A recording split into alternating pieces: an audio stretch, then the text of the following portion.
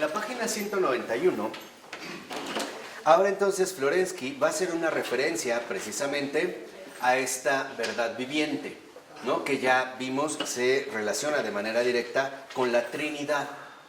Y lo primero que menciona es que cuando nosotros hablamos de la Trinidad, y para hacerlo nos apoyamos en nuestro concepto numérico de 3, lo que debemos de entender es que cuando hablamos de la Trinidad no estamos hablando de un número, no es un cómputo, no es el número tal y como nosotros lo podemos comprender en términos, vamos a decirlo así, matemáticos, sino que este número del 3, como dice Florensky, tiene precisamente una naturaleza particular. Primera, es algo suprarracional. No encaja con nuestras propias concepciones aritméticas, o por decirlo así, matemáticas. Dice en la cita de la 191, tenemos aquí, como dato de la revelación, el hecho de la triunidad divina del Padre, del Hijo y del Espíritu Santo. Unidad en la Trinidad y Trinidad en la unidad. Único nombre, Santísima Trinidad. Tal es el número divino, que no existe en el mundo natural. Entonces, lo que vemos es que nosotros en este sentido estableceríamos una especie de analogía con nuestro cómputo racional, o sea, aplicaríamos el número 3. Pero en realidad esto solamente es como para acercarnos a este misterio fundamental que es la Trinidad misma. Por eso, cuando nosotros queremos establecer numéricamente la unidad de la Trinidad, tenemos problemas. ¿Por qué? Porque el propio cálculo matemático no lo permite. Como que 3 en este sentido son 1. Y los problemas no vienen de la Trinidad, viene de que nosotros lo queremos asumir este misterio dentro de nuestras propias concepciones humanas. Dice, más bien representa un supernúmero. ¿Y a qué se refiere a este supernúmero? A la personas divinas, que tienen una vida natural única y no común. Este supernúmero, Trinidad, unidad, puede ser expresado en el lenguaje del pensamiento discursivo humano solamente como la unificación paradójica y absurda, porque es contradictorio del 1 y del 3. Entonces, aquí vemos un detalle fundamental. Humanamente, decir que la Trinidad es 3 y 1, desde el punto de vista matemático, es absurdo. Y esto es cierto, para que veamos que la Trinidad no es un mero hecho que nosotros podemos calcular. Para que no perdamos de vista que por más que nos esforcemos, la Trinidad es el misterio de los misterios. Es algo ante lo cual nosotros no podemos literalmente, ¿no?, tener una noción clara de este mismo misterio. ¿Por qué? Porque se trata entonces de una experiencia de fe. Aquí viene lo que ya habíamos comentado, cuando nosotros ya estamos como muy habituados, por ejemplo, a reducir la realidad a nuestras propias medidas humanas, sean matemáticas o sea lo que sea. Pero no necesitamos irnos, por ejemplo, necesariamente al caso primordial de la Trinidad para ver cómo lo numérico no necesariamente explica todo. Hablar del amor en términos numéricos también no es posible. Cuando una persona, por ejemplo, te pregunta, ¿cuánto me amas?, ¿a qué se está refiriendo? ¿Puedes darle una cantidad exacta? A ver, del 0 al 100. O sea, como si solo fuera hasta el 100, tu medida, un 87.3, quizá te estás ganando el 87.4, pero por ahí vamos. No hay. ¿Por qué? Porque lo que quiero que entiendan, y esto es un prejuicio que tenemos, que la vida no es igual a las matemáticas. Este es un prejuicio ilustrado. Para los ilustrados, la única fuente real que explicaría todas las cosas son justamente las matemáticas. Y esto se remonta básicamente a Pitágoras y a la secta de los pitagóricos, donde consideraban que la esencia misma del cosmos era de índole numérico. Entonces, hoy en día, a partir, por ejemplo, del siglo XX, se empezó a considerar que las matemáticas es justamente la base que nos ayuda a entender y captar la esencia de toda la realidad. Y los ejemplos más drásticos al respecto lo tenemos con todas las teorías, por ejemplo, físicas, dentro de la teoría de la física, que se han desarrollado en el siglo XX. ¿no? Concepciones del universo reflejadas meramente en un lenguaje matemático, en una formulación. Entonces, nosotros debemos de distinguir claramente una fórmula matemática de una experiencia viviente.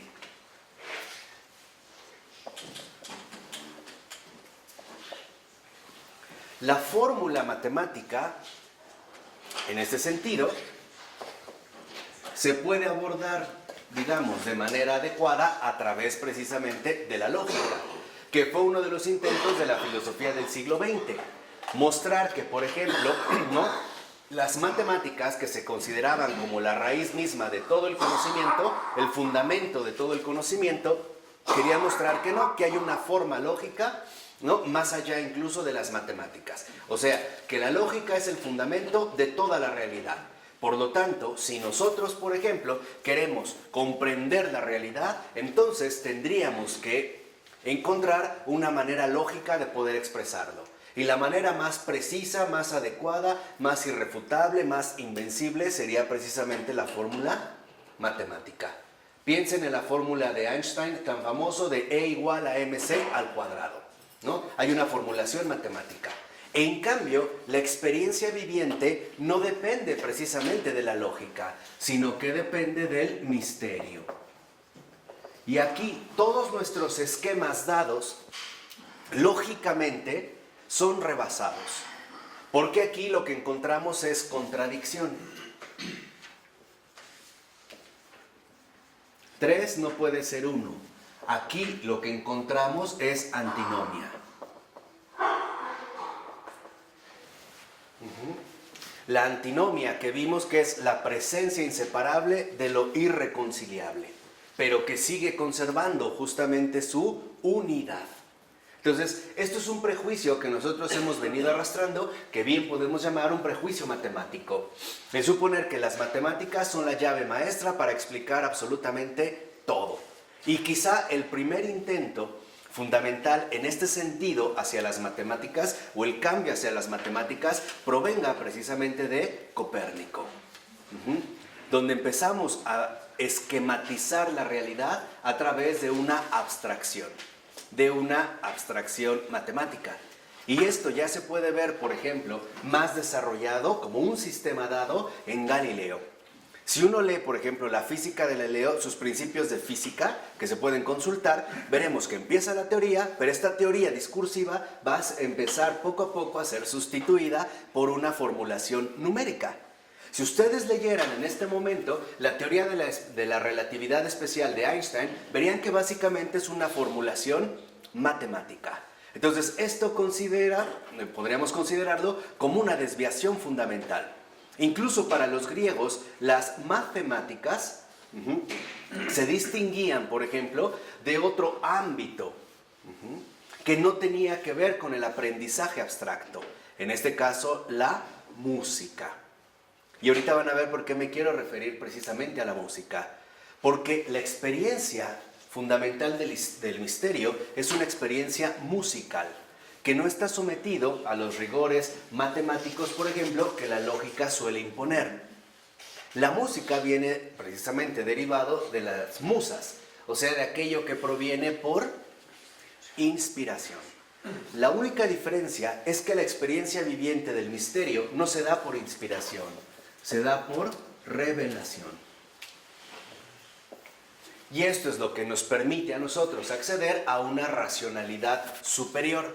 En cambio, desde la lógica, la contradicción proviene porque aquí ante todo lo que prevalece es el cálculo.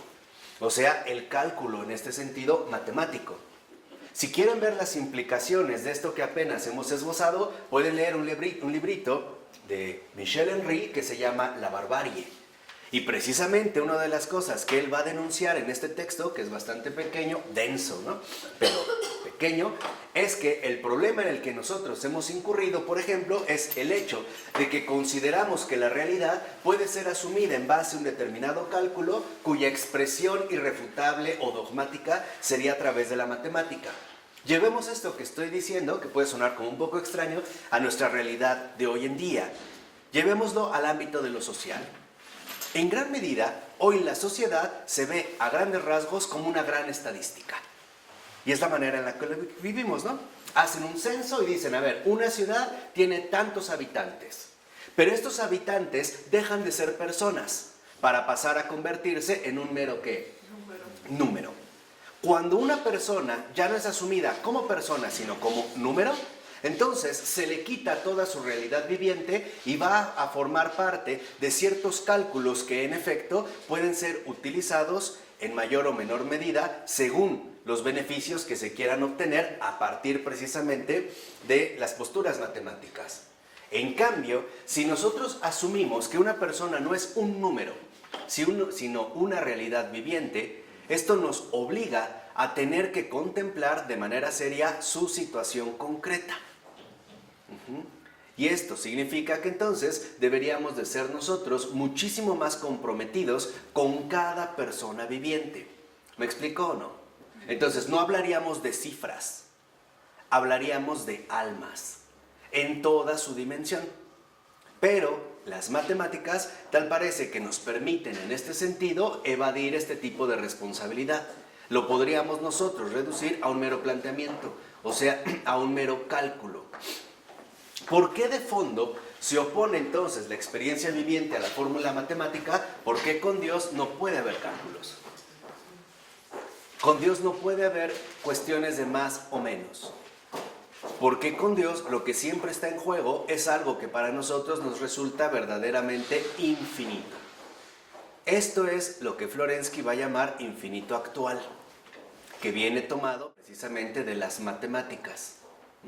Acuérdense que él fue un gran matemático, un matemático genial. Entonces retoma aspectos de las matemáticas para mostrar que el infinito actual no es más que la realización de Dios en el mundo.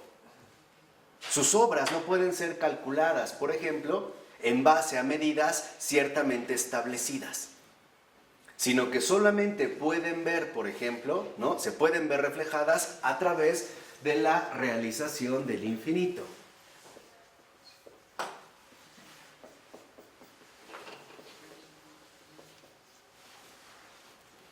Esta realización del infinito es lo incalculable, lo impredecible.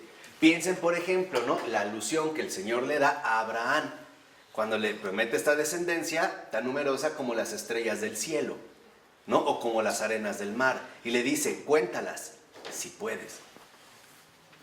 ¿Qué quiere decir? Que en este sentido, la experiencia viviente no puede depender de la lógica. Quien también lo vivió de manera auténtica fue, por ejemplo, un San Agustín. Esta frase que dice de, si lo entiendes, no es Dios. A eso, no está diciendo que entonces hay que dirigirnos a un irracionalismo incomprensible, no, sino a lo incalculable, a algo que rebasa toda medida. ¿Por qué? Porque Dios es desmedido. Calcular es limitar, ¿estás de acuerdo? Sí. Cuando tú haces un cálculo, lo que estableces es un límite. Entonces, el cálculo lo que va a establecer es limitación. En cambio, la realización del infinito precisamente nos lleva a lo incalculable. Y por eso es que Dios, en este sentido, se manifiesta como un misterio, no como un número. ¿Vamos más o menos? ¿Sí? Aunque digo, lo estamos tratando de hacer más sencillo para no irnos a los tecnicismos matemáticos de aquí. Pongamos un ejemplo. Esta limitación la podemos ver muy bien expresada a partir de lo siguiente. 2 más 2 igual a 4. ¿Estamos? En 2 más 2 igual a 4, por así decirlo, todo ya está dado. El resultado no puede variar. 2 más 2 siempre es 4. Siempre ha sido 4. Y siempre será 4. No hay novedades. Y les guste o no, yo sí defiendo que la matemática no nos enseña absolutamente nada. La matemática no nos aporta absolutamente nada. Las matemáticas no son más que habilidades o estrategias para realizar cálculos. Dicho de otra manera, la matemática es la anulación del misterio. no hay posibilidades de que surja una nueva ¿qué? Posibilidad. En cambio, lo incalculable lo que nos dice es que 2 más 2 es igual a Todo. Al infinito. Al infinito. Porque Dios no solo tiene una opción, tiene infinitas ¿qué? Opciones. Esto te hace pasar del cálculo a la realización. ¿Y dónde se vive la realización del infinito? Pues en la fe. ¿O no? Sí. Entonces el hombre lo divide para entenderlo.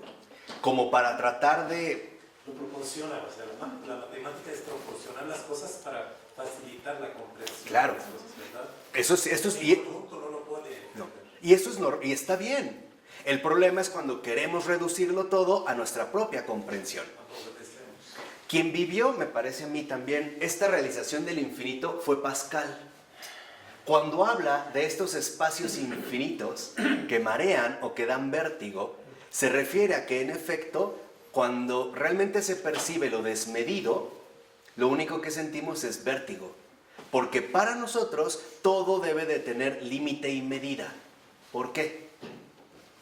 Conforme a nuestra capacidad, todo es medido. Respetamos todos que obedece a una medida. Claro. Dentro de un parámetro. Exacto. Y en este sentido lo que podemos decir es, justo porque somos finitos, queremos que todo sea finito, igual que nosotros, ¿no? Queremos hacer una proyección, de tal manera que proyectamos todo a raíz de nuestra propia medida. Miren, seamos sinceros, creer en Dios significa romper muchos esquemas. Muchos, o sea, en realidad creer en Dios nada más significa romper muchos esquemas. Amar a Dios significa anular todo esquema. Así, o sea, no, para creer rompemos muchos, pero algo nos guarda. Pero amar a Dios es, no puedes conservar un esquema. ¿Por qué? Porque lo incalculable se va a traducir precisamente en una actitud creyente. La actitud creyente nos lleva a esperarlo todo. ¿Por qué? Porque para Dios todo es ¿qué? Posible. Esto empezamos a ver que entonces las medidas que pueden funcionar lógicamente no son las mismas que podemos aplicar al hablar del ¿qué? Del misterio. Esta actitud creyente entonces nos lleva a darnos cuenta de algo fundamental. La Trinidad es un hecho infinito. Y nosotros, como seres finitos, sentimos vértigo ante el infinito. Para poder captar bien esta transición, esta comunión, esta elevación, esta ascensión del ser, podrían leer y deberían leer a Wittgenstein y su libro Ser finito y ser eterno.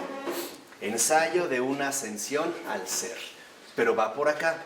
¿Por qué? Porque hoy en día también nuestra cultura es una cultura fuertemente matematizada. O sea, fuertemente calculadora.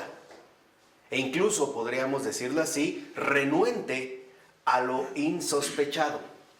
Y por ello es que a mucha gente hoy en día, debido a esta presencia, le es tan complicado el poder siquiera contemplar la posibilidad del misterio. Aquí 2 más 2 es igual a 4. Aquí 2 ni siquiera es necesariamente 2. ¿No? Aquí ya hay un esquema, ¿no? Yo sé que si, por ejemplo, para expresar esto en términos lógicos, esto sería matemáticas. Para expresarlo en términos meramente lógicos, en esquemas intelectuales, podríamos hacer esto. Decir que ahora se va a tratar de A más B igual a C, donde algo A es una variable que puede ser sustituida por 2, 100, 1000, 2000, 3 millones, 4000 billones, lo que quieras. Pero el esquema, ¿no qué? No cambia. ¿Qué es la lógica? Esquemas del pensamiento. Esa es la lógica. Ahí tenía mucho que no daba clases de lógica. Yo pensé que ya me había librado de eso. Pero no, ¿qué es la lógica? Esquemas del pensamiento.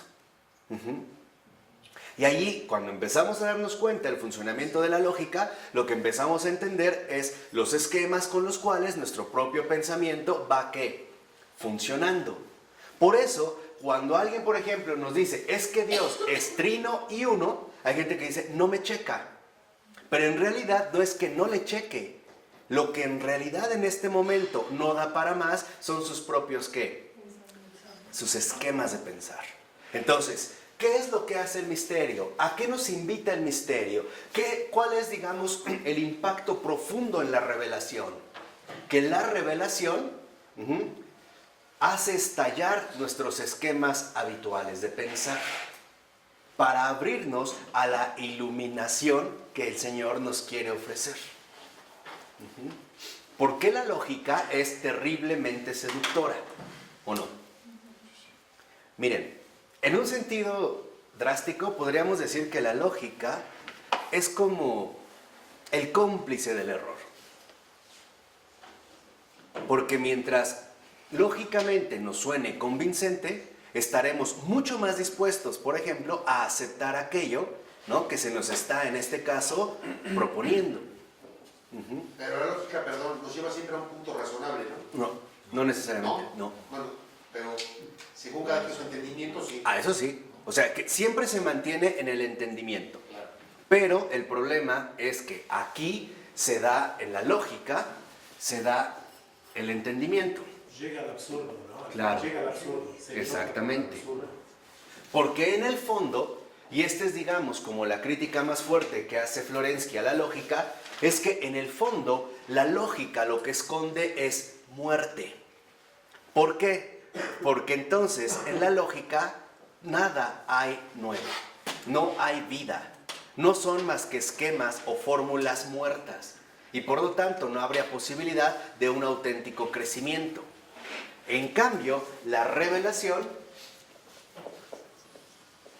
lo que fomenta es la razón. ¿Por qué la razón?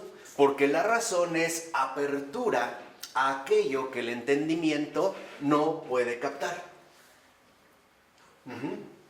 Por ejemplo, yo puede ser que no entienda por qué mi papá me abandonó.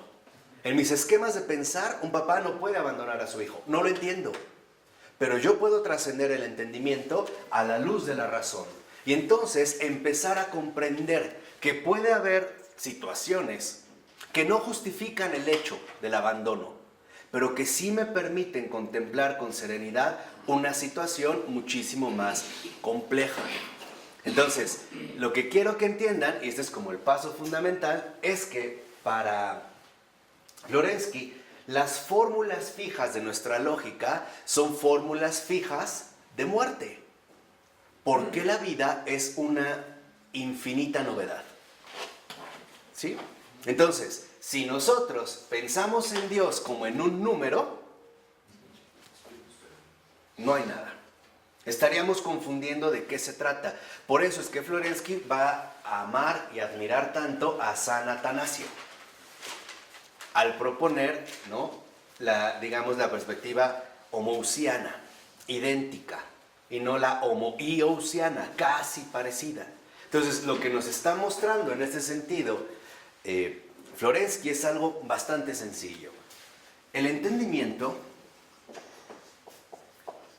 se basa en el ámbito subjetivo y lo necesitamos, pero lo importante es no quedarse solo ahí. La revelación, la realización del infinito, nos conduce más bien al ámbito de lo objetivo, aquello que carece de medida, aquello que por más que yo me esfuerce jamás podría agotar. Por eso es misterio.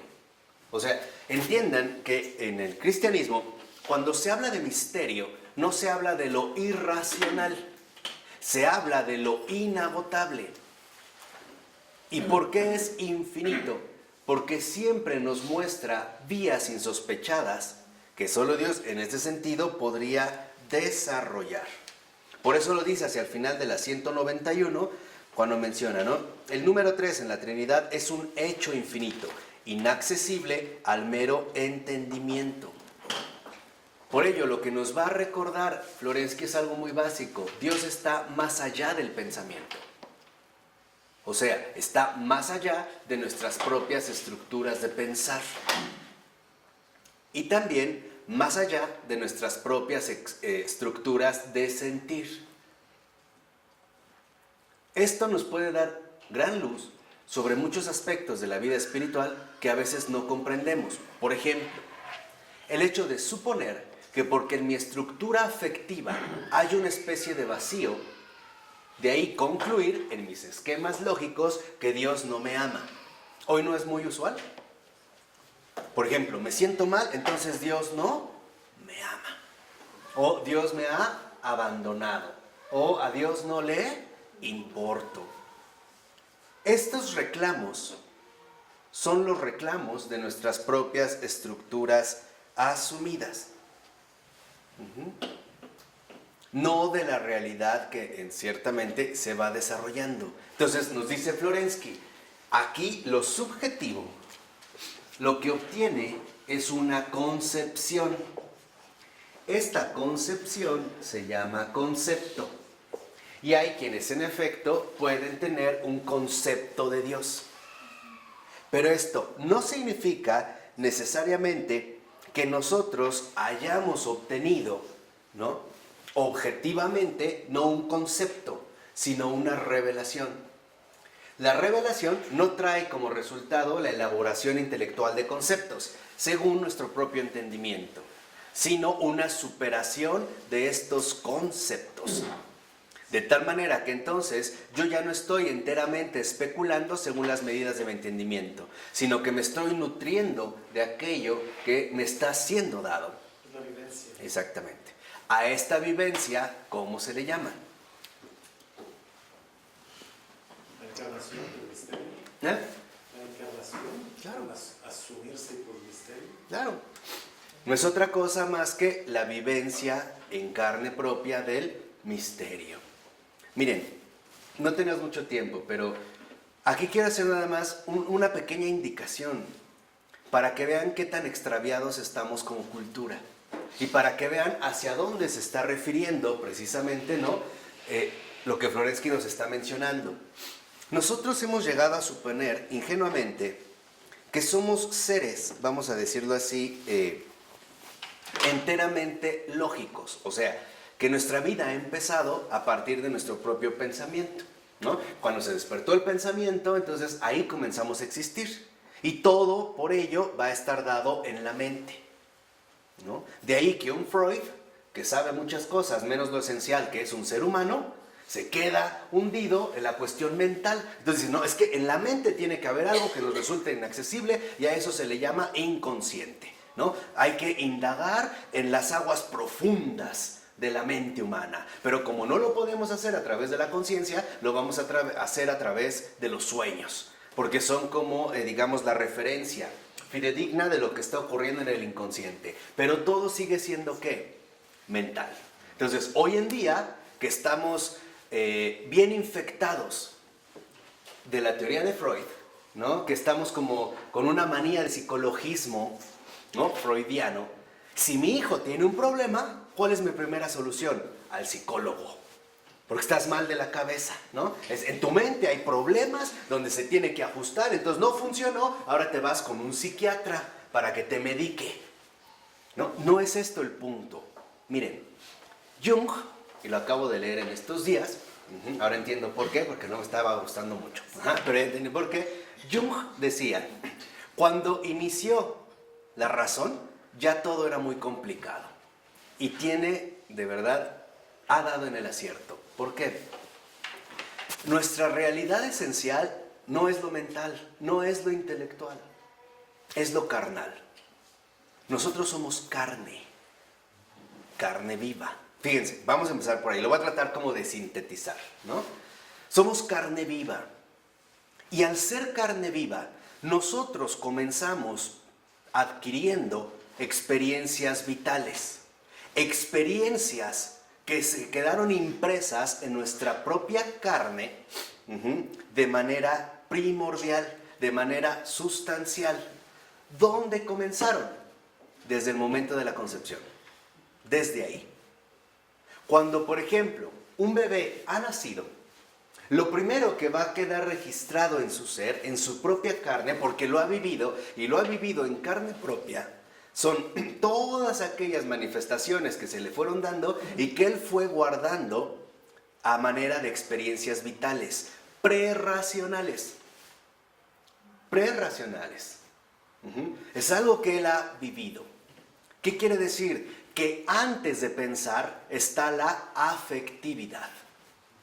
Esto es lo que con eso cada uno de nosotros comenzó. Desde la aceptación de la madre o el rechazo de la madre o del padre, etc. Y ahorita El sentir, ¿no? claro, pero es un sentir que se vive, es vivencia. No es que yo lo pueda desligar de mis sentimientos. Ahí ha comenzado. Entonces, desde ese momento, por ejemplo, a un bebé se le carga, y por eso los seres humanos somos las criaturas más dependientes que hay de todas las criaturas, se le carga para darle estas experiencias fundamentales que va a necesitar para toda su ¿qué? Vida, especialmente dos: acompañamiento y protección, es decir, seguridad. Desde ahí comenzó. Si de repente vamos a suponer que llega mi esposa y me dice, mira, aquí está tu hijo, y yo digo, este no es mi hijo, esta experiencia se le va a quedar impresa en carne propia, la vivió, aunque no necesariamente fue una experiencia intelectual. ¿Vamos bien? Todo. Por eso acuérdense, Pavel Florensky nos enseñó y nos dijo, el pasado no pasa del todo, algo queda. Cuando nosotros, por ejemplo, empezamos a usar la razón, como tal, cuando ya de inicio el uso de razón, estamos hablando aproximadamente entre los 2 y los 4 años. Imagínense nada más ese periodo de 2 años de puras experiencias vitales que han quedado impresas en carne propia. ¿En carne qué? Viva. Cuando se despierta la razón, inicia el entendimiento, lo que voy a tratar es, a ver, ¿cómo le puedo dar una expresión intelectual a esto que de hecho he vivido? O sea, lo que les estoy diciendo es que la vida es primero, el pensamiento viene después. Y esa es otra de las intuiciones fundamentales de Michel Henry y también de un Merleau-Ponty, que no estaría mal revisar, ¿eh? ¿Por qué? Porque nosotros como que nos hemos ido con la idea falsa de que somos seres enteramente racionales. No es así. Porque las dinámicas profundas que mueven nuestra existencia son dinámicas afectivas. En pocas palabras, son emociones que se han reflejado o que han quedado plenamente fijas en toda nuestra persona. ¿Por qué? Porque las vivimos. Se convirtieron en este sentido precisamente en experiencias de vida. De vida porque las vivimos en carne ¿qué? Propia. Por eso a veces nosotros nos podemos levantar un día muy bien, meternos a bañar y decir, me siento mal, pero no sé por qué. Y buscamos, empieza el entendimiento a buscar y definitivamente no encuentro un motivo en particular. Entonces, como no lo encontramos, lo que hemos confundido es darnos cuenta que lo vivencial es, digamos, las experiencias vitales que en nosotros generaron un montón de programas afectivos. Este montón de programas afectivos se van a ir traduciendo conforme crezcamos en diversas reacciones emocionales. Y ahí todavía el entendimiento no ha entrado a jugar un determinado papel. ¿Sí me van siguiendo? Sí. Lo vivencial no se encaja en lo racional. No humanamente. ¿La palabra no afecta al intelecto? Claro, pero eso será después. Desde que naces, ¿no? Exacto. Pero o sea, nuestra carne viva, eso es lo que les quiero decir, por eso era un poco este esquema, es esto. Yo puedo alcanzar una cierta serenidad intelectual y no obstante padecer una alteración afectiva, o sea, emocional. Entonces, ¿mande? ¿Por la voluntad? No, por mis vivencias, los sentimientos que esto, digamos, ha despertado. Que es, digamos, lo que en efecto se ha perdido de vista. Cuando un adolescente, un joven, un adulto tiene una problemática y lo envían con un psicólogo, Lo que no se dan cuenta es que no van a atender la cuestión de raíz. ¿Por qué? Porque lo que el Señor va a sanar en nosotros es nuestra carne viva, todas nuestras experiencias de vida. Aun cuando nosotros probablemente ni siquiera consideramos que esto había tenido algún tipo de repercusión en cada uno de nosotros. Y ahí aparece lo incalculable. Por eso es que mencionábamos de la actitud que... Por eso el Señor que nos prometió una vida nueva, ¿no? No un pensamiento nuevo. O sea, la vida es lo primero en el hombre. El pensamiento se irá despertando poco a poco. Pero el pensamiento tratará de encajar en sus esquemas lógicos las vivencias que previamente cada uno de nosotros ha adquirido. Por ello, lo que vemos es que el Señor, por ejemplo, incluso desde los Salmos se ve que al ir iban llorando y al regresar vienen cantando. ¿Qué cambió? Todo. La vivencia con... Su vivencia, sus emociones. Entonces, aguas con esto, porque el primer trabajo serio que el Señor realiza en el alma humana es la ordenación de las emociones profundas del hombre. Es una tentación, por ejemplo, porque ya sabemos que el maligno es el entendimiento puro, ¿no? Ese sí es entendimiento puro, ¿eh? No, la obsesión del sí mismo, de que solo yo es lo único valedero, ¿no? Por eso decía Florensky, ¿no? En el infierno se grita 3 no es 3. Es ello, ¿no? No hay un misterio, no hay una revelación, todo puede ser alcanzado por mi entendimiento. Esa es una obsesión, y ciertamente es una obsesión diabólica, ¿no? Y lo podemos ver, por ejemplo, en diversas literaturas, donde alguien se obsesiona con obtenerlo todo en el entendimiento y se ve una transformación profunda, una denigración de esta persona, ¿no? Hay una novela que yo les recomiendo de Balzac que se llama La búsqueda del absoluto. Y es esto, ¿no? La búsqueda, o sea, es como este afán diabólico por reducirlo todo a mi entendimiento, ¿no? Y lo que no entra dentro de mi entendimiento no vale, lo rechazo.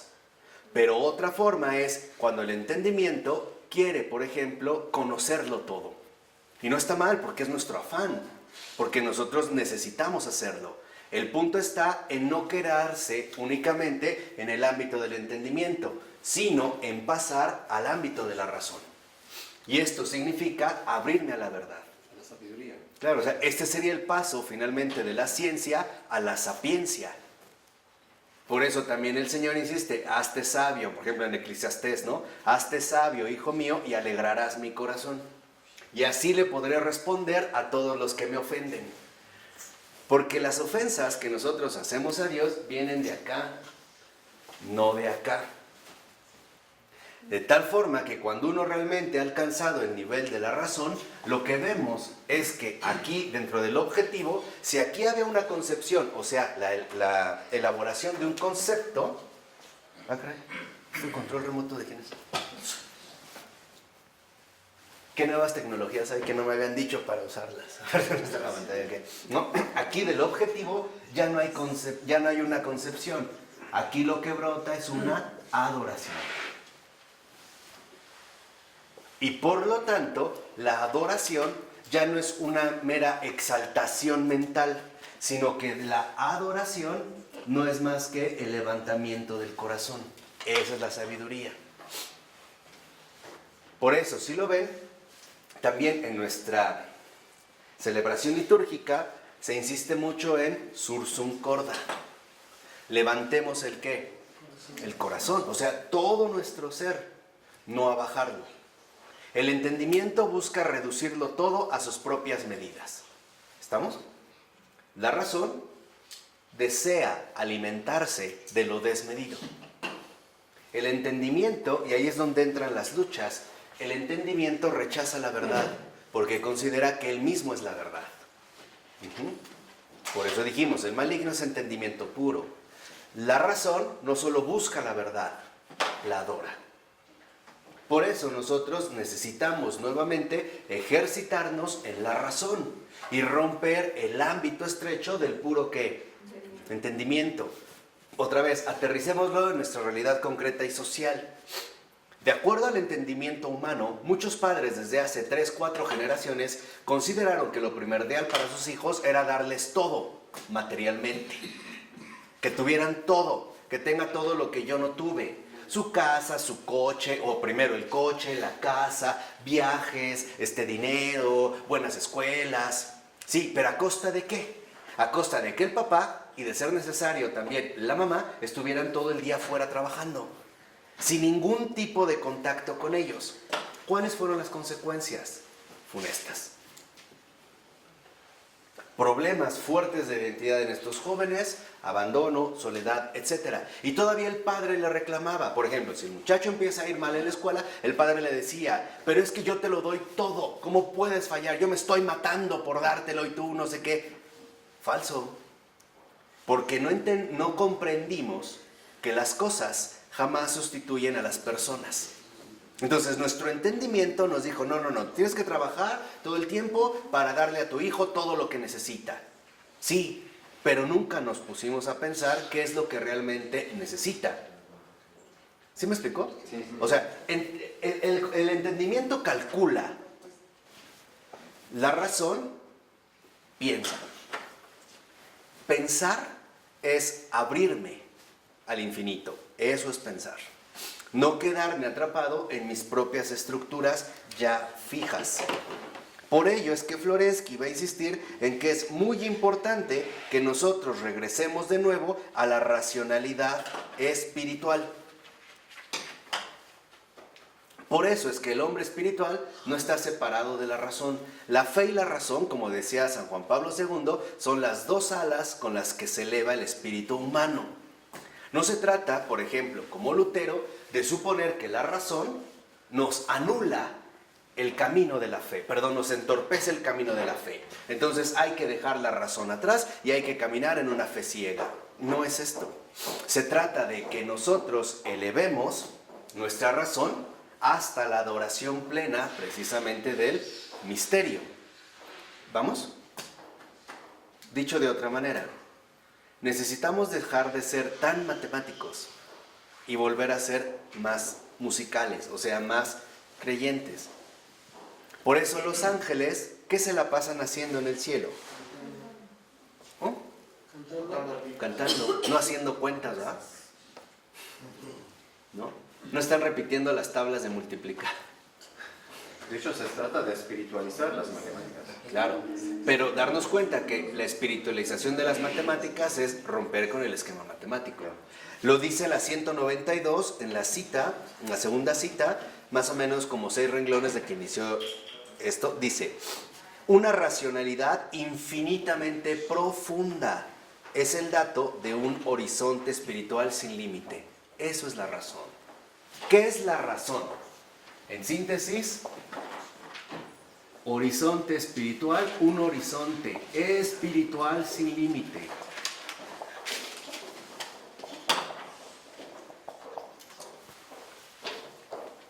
El entendimiento, precisamente, sí tiene su propio límite.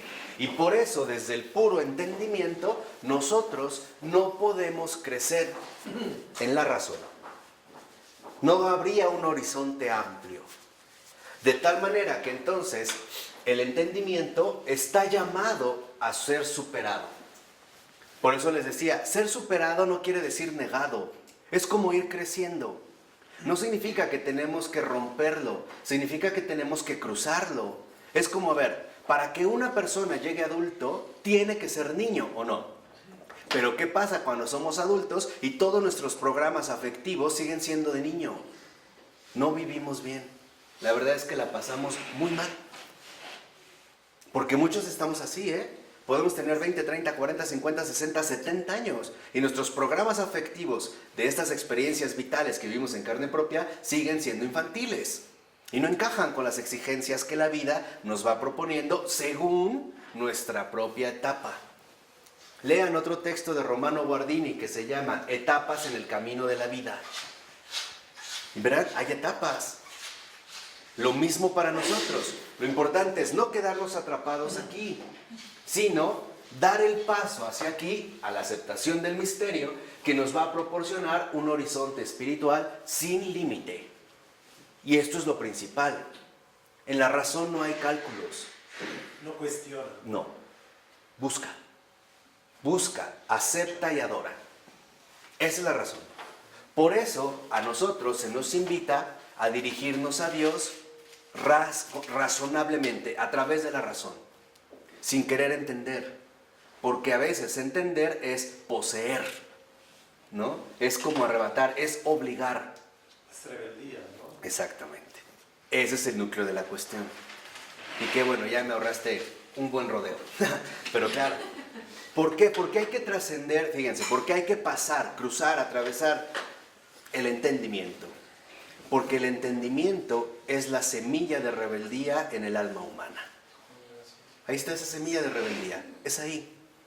Está dada justamente en el entendimiento. La razón, por su parte, ya no es rebeldía, es que obediencia. ¿Qué significa horizonte espiritual sin límite? Apego a la verdad.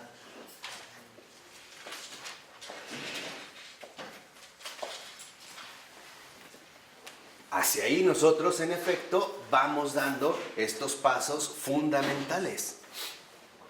Este es empleo de la razón, apego a la verdad, donde una persona ya adquiere un horizonte espiritual sin límite. ¿Quieren verlo de la manera más clara, más hermosa? Lean el proslogion de San Anselmo, que es extraordinario, donde un Kant no entendió nada de lo que San Anselmo estaba diciendo. Para Kant, San Anselmo, en el proslogion, sobre todo, y también en el monologion, lo que hizo fue dar como la prueba racional de la existencia de Dios.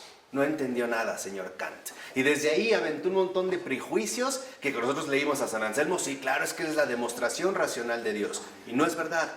Lo que está mostrando ahí San Anselmo es que nosotros, si realmente queremos, ¿no?, acceder a Dios, necesitamos superar el entendimiento. Pero eso significa cruzarlo.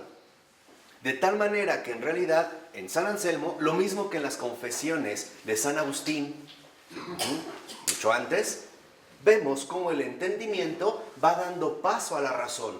Y lo que en un primer momento es incomprensión, reproche, duda, oscuridad, incertidumbre, rebeldía, se convierte en adoración, aceptación, glorificación, iluminación.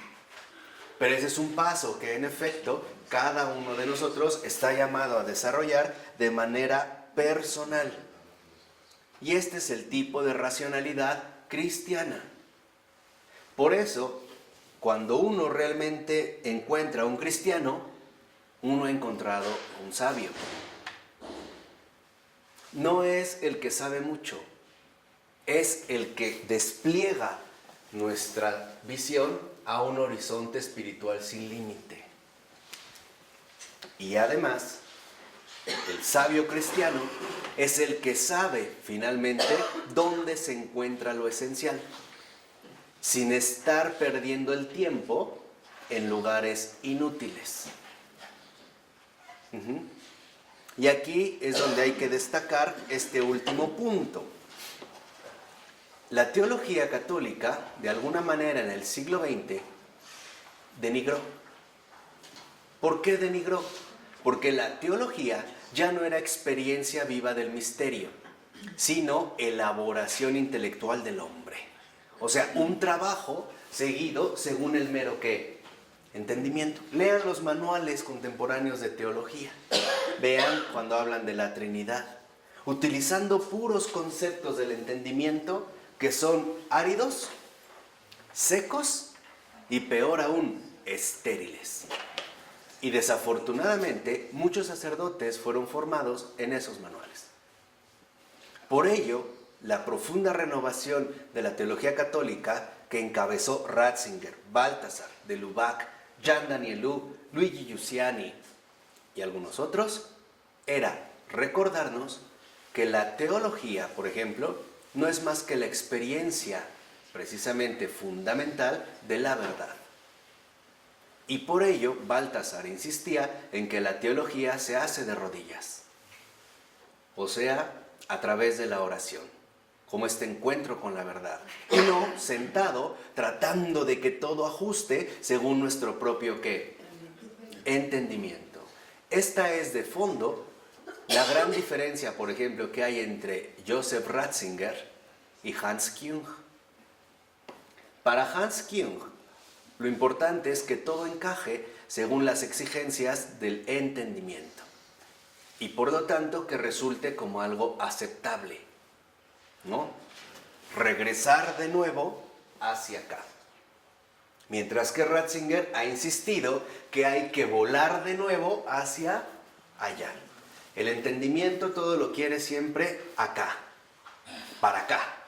La razón nos dice, no, no es para acá, es más bien que hacia allá. Por eso la razón y la fe son hermanas, van de la mano, van de la mano.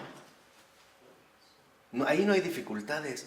Yo no sé por qué tantas discusiones estériles, la relación entre la razón y la fe, que si una ayuda, que si no, que si van, era no entender dónde está la cuestión.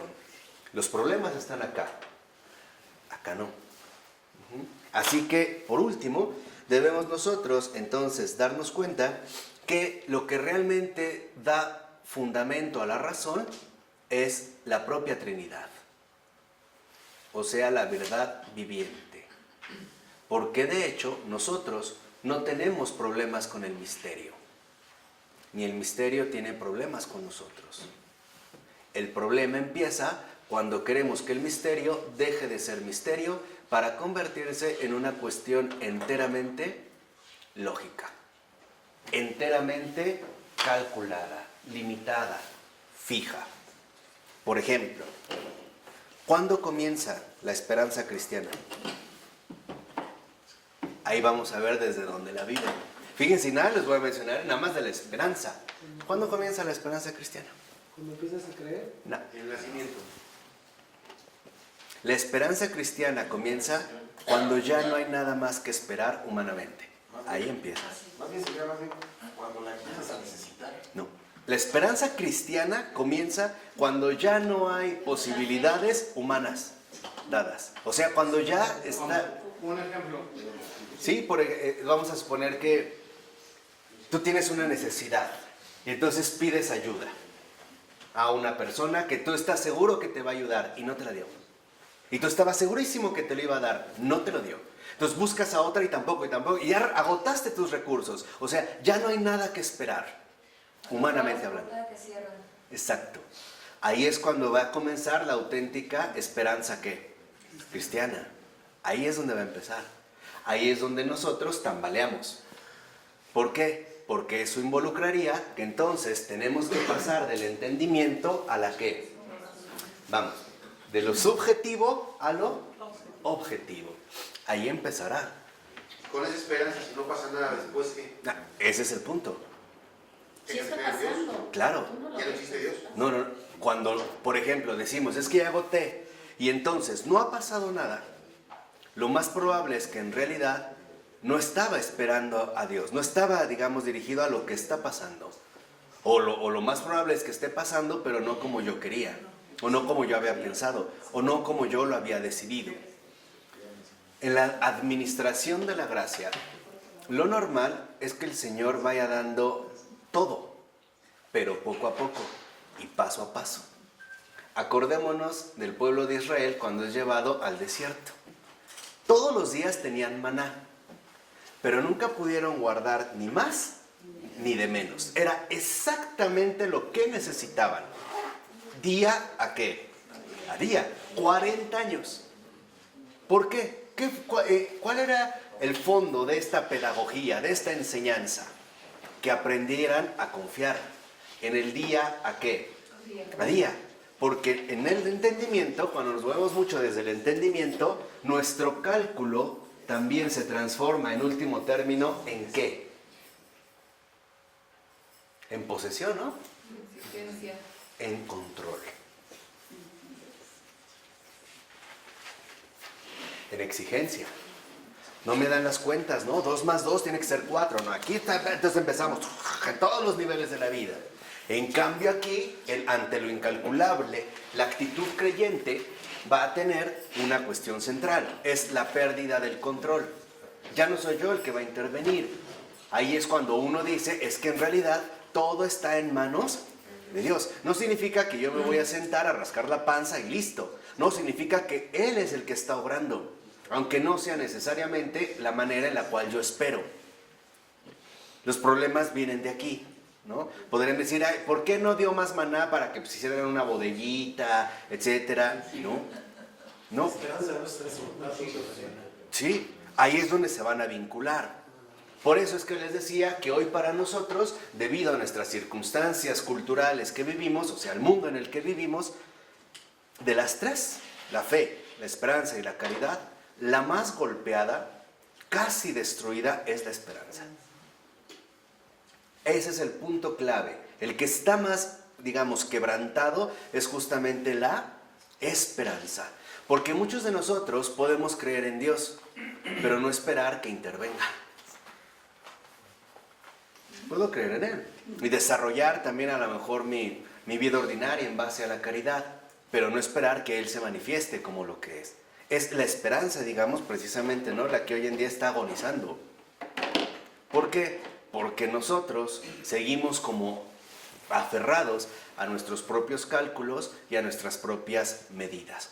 Entonces, es fundamental que nosotros, en último término, nos demos cuenta que cuando nosotros queremos tener todo bajo control, solo lo vamos a hacer a través de una formulación desde el entendimiento, ¿no? Pero esto me va a anular cualquier contacto con algo superior, con algo grande. A esto también se le pueden llamar prejuicios, limitaciones o negaciones. Abrirse acá es dar un paso muy importante, porque lo único que se nos pide es dar el primer paso. Eso es todo. No se nos pide hacer todo el recorrido. Lo único que se nos pide es dar el primer paso. ¿Y cuál es el primer paso? Creer. Por eso, el primer paso es muy simple. Creo. Aumenta mi fe. Eso es todo. Es lo único que se nos pide. Dar este paso primero. Creo. Aumenta mi fe. Lean por último un libro extraordinario que se llama El Diario de la Felicidad, de Nikolai Steinhardt, un judío intelectual, súper intelectual, que es detenido, ¿no?, en Rumanía durante el régimen soviético, es encarcelado, llevado a los campos de trabajo comunistas, y ahí va a tener una conversión muy fuerte y va a terminar de monje ortodoxo en el monasterio del Monte Athos. Y aparte, al ser bautizado, va a tener su testigo, que es un sacerdote católico. Vean. Y vean cómo en efecto ahí él va mostrando en este diario de la felicidad cómo la felicidad consiste en algo muy sencillo, pero difícil de realizar. Vencer el entendimiento. Esa es la felicidad. Para alcanzar la felicidad, lo único que hay que hacer es vencer el entendimiento. O sea, usar la razón. ¿De acuerdo? Vamos a dejar esto aquí. En nombre del Padre, del Hijo y del Espíritu Santo. Amén.